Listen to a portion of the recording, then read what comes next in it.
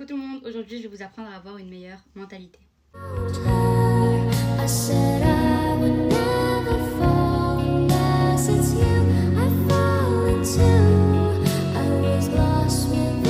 Premièrement, avancer, j'ai personnellement arrêté de m'apitoyer sur mon propre sort et j'ai appris à accepter toutes sortes de changements dans ma vie. Cessez de gaspiller de l'énergie sur des choses que vous ne pouvez pas contrôler. Si vous voulez changer en prenant des risques, vous devez apprendre à vous faire confiance. Je vous le répète sans cesse, la confiance en soi, c'est la clé de la réussite. C'est ce qui vous permettra de réussir dans la vie. J'ai au fil du temps développé une sorte de mentalité je m'en foutiste ou bien une mentalité d'ignorance. Et j'ai commencé à me mettre dans la tête que personne n'est comme moi et personne ne le saura. Et c'est exactement la même chose pour vous. Personne n'est comme vous et personne ne le sera. Et c'est pour ça qu'il n'y aura jamais de compétition à mon égard comme il n'y aura jamais de compétition à votre égard. Si vous êtes le genre de personne à raconter vos plans, vos objectifs à votre entourage, vos amis, etc., cessez absolument de faire ça. Parlez-en lorsque votre projet sera fait, ni avant ou ni en cours du projet. Les gens ne peuvent pas ruiner ce qu'ils ne savent pas. Certaines choses doivent rester secrètes. Et si lorsque vous refusez d'expliquer ce qu'il se passe dans votre vie à quelqu'un de votre entourage et que ça le met en colère, sous prétexte que vous êtes amis depuis longtemps, dans ces cas-là, ce n'est pas votre ami. J'ai eu un entourage très toxique pendant un moment. Et j'avais un cercle d'amis. Et dans ce cercle-là, j'avais une amie, on va l'appeler Carla. Et je ne racontais jamais mes projets, jamais ce que je comptais faire ou ce que je prévoyais de faire. Je laissais passer beaucoup de choses. Je remarquais, mais je laissais passer beaucoup de choses. Et donc, à un moment, j'ai compris qu'elle avait littéralement besoin de se nourrir de mes informations pour vivre, pour respirer.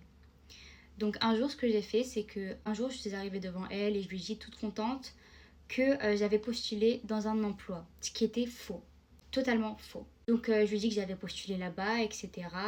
et que je comptais bientôt aller y travailler.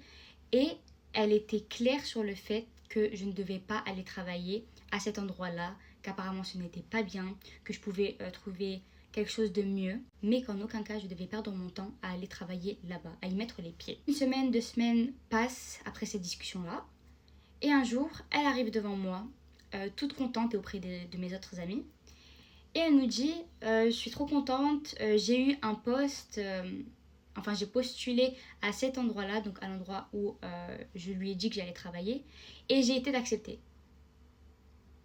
Donc moi, bizarrement, je lui pose la question, ne m'avais-tu pas dit que je ne devais pas aller travailler là-bas? Dans ces cas-là, pourquoi es-tu y allée? Pourquoi? C'est à ce moment-là que j'ai compris et surtout j'ai retenu que jamais je ne parlerai de mes projets à une personne, ou jamais je ne parlerai de mes objectifs, ou ci ou ça. C'est terminé. Cette fille-là, j'ai pas attendu une seconde de plus.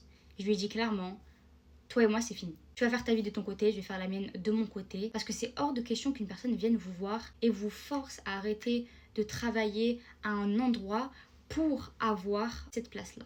Partager vos objectifs avec d'autres personnes peut les emmener à vous jalouser, à vous envier et peut les amener à vouloir rivaliser avec vous. Et ces personnes-là, ce sont des personnes qui ont peur de votre réussite et des personnes qui ont peur que vous fassiez mieux qu'eux. Parce qu'au final, vous serez toujours mieux qu'eux. Pourquoi est-ce que les gens voudraient que vous réussissiez s'ils ne font pas partie de votre succès? Vous pensez réellement qu'après tout ça, tout ira mieux? Pas du tout.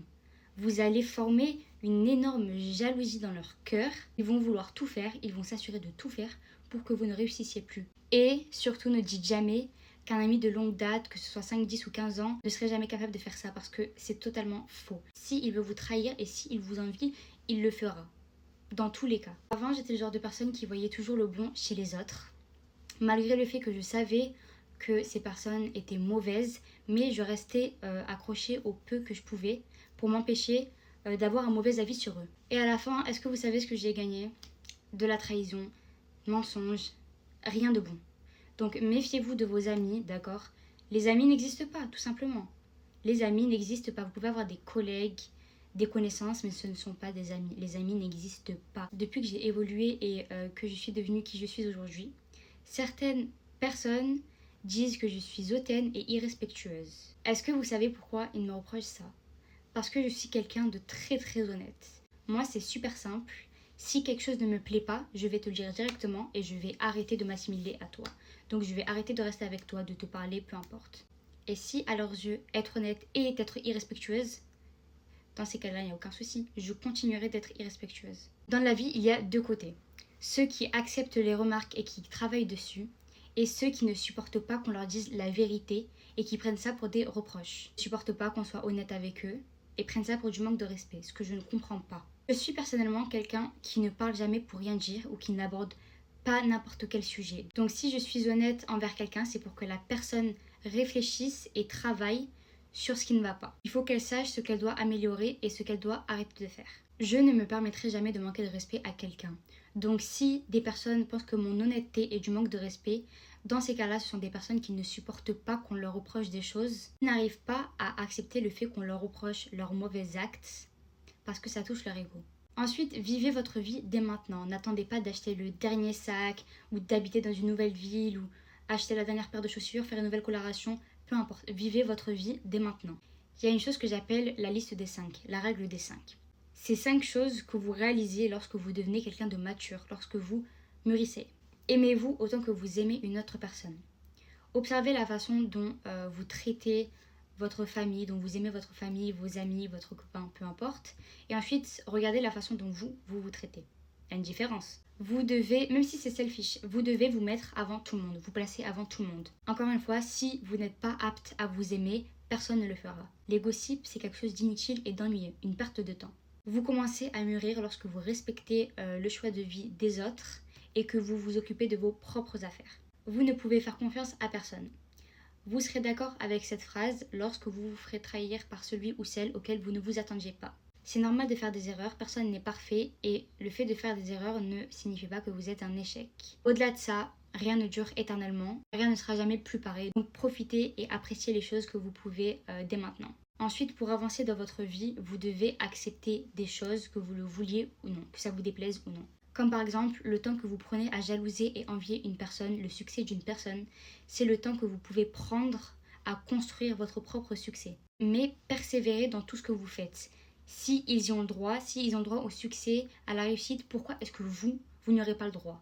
Pour faire et construire quelque chose de bien, vous devez être capable de faire confiance en vos capacités, de croire en vos capacités. Le succès, ce n'est pas quelque chose qui se produit par magie, c'est quelque chose que vous créez. Personne ne viendra vous mettre dans vos mains ce que vous désirez sans que vous travaillez pour. Vous devez avoir la confiance nécessaire pour bannir toute pensée et voix négative qui est dans votre tête. Il ne faut pas écouter vos voix qui vous disent « oui, mais tu n'y arriveras pas », « non, mais au lieu d'aller travailler, reste allongé dans ton lit, repose-toi, etc. etc. » Non, non. Moi, des fois, je suis dans mon lit et littéralement ma voix dans ma tête me dit « continue, etc. Continue à regarder des films, continue, nanana. » Mais sauf que non, je ne l'écoute pas, je me lève direct, je fais ce que j'ai à faire. Je fais mes vidéos, peu importe, mais je fais quelque chose de productif. Personne ne dit que c'est quelque chose de facile à faire, ce qui est totalement évident, mais n'abandonnez pas les choses en lesquelles vous croyez. Le respect de soi vient de la maîtrise de soi. Vous ne vous respecterez jamais si vous êtes esclave de la validation des gens. Enfin bref, c'est évident qu'il y a beaucoup d'autres choses à faire pour améliorer son mindset, sa mentalité. Moi, je suis passée par ces étapes-là, donc je vous en parle, mais c'est assez logique qu'il y ait beaucoup d'autres étapes à suivre pour évoluer. Enfin bref, j'ai terminé. Slay.